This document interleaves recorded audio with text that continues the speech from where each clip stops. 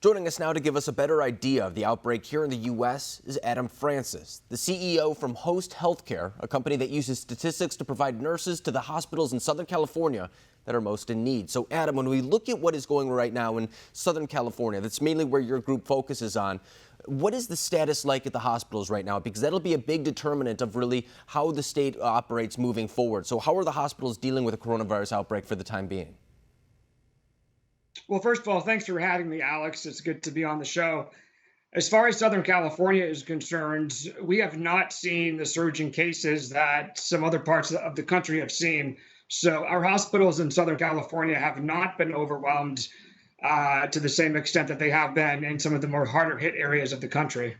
And those other places that you're talking about, New York is the example that is most commonly used. They're the epicenter of the outbreak here in the United States. But even there, the hospitals aren't necessarily being overwhelmed the way that a lot of people feared. In fact, that ship that was sent there for coronavirus patients has since been sent back. A lot of the ventilators that a lot of people were worried that would have to be taken out of stockpiles didn't have to be used. There's a lot of beds that are still open in New York City, and that's very good news. But their situation is worse than here in California, for example. Why do you think that is? Well, I think that in New York City, for example, it's a very highly densely populated area.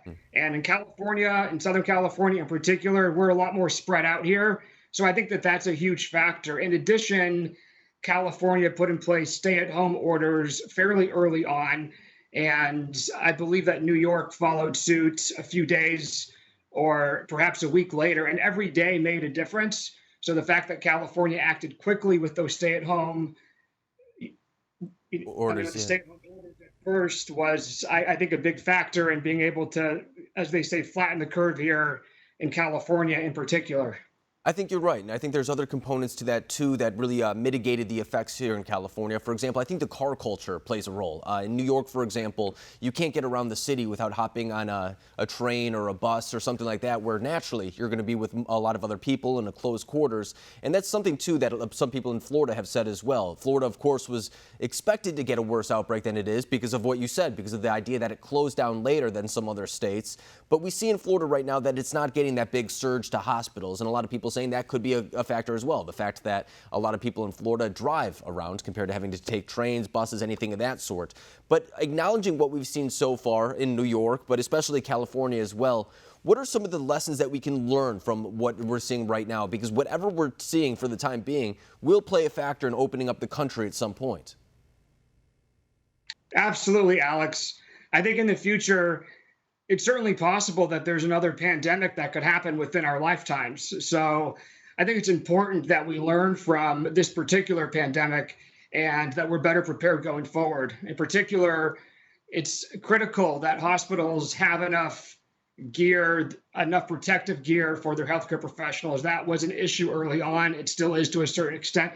N95 masks, face shields, gowns, et cetera. We have seen healthcare professionals who want to work with COVID patients, but who are terrified to go into those hospitals because they haven't had proper protective equipment in the past. And acknowledging that, I know that your organization provides nurses and healthcare professionals to different hospitals that need it, but you also want to make sure that they're getting the proper equipment so that they're not being put in harm's way. If there is a second wave, do you feel confident that we'll be more prepared for that as compared to this initial wave? I certainly hope so, and I think that they will be better prepared. How much better prepared? Hard to say exactly. I will say that one thing that we've been pushing for, and I know that other healthcare staffing companies have as well, is trying to get states to ease the restrictions that prohibit healthcare professionals from being able to work across state lines. And that's critical from a staffing perspective.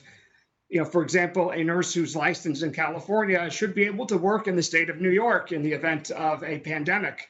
And in the past, that hasn't been possible. There has been some loosening, but those restrictions are going to go back into place in the future. So I think those do need to be revisited.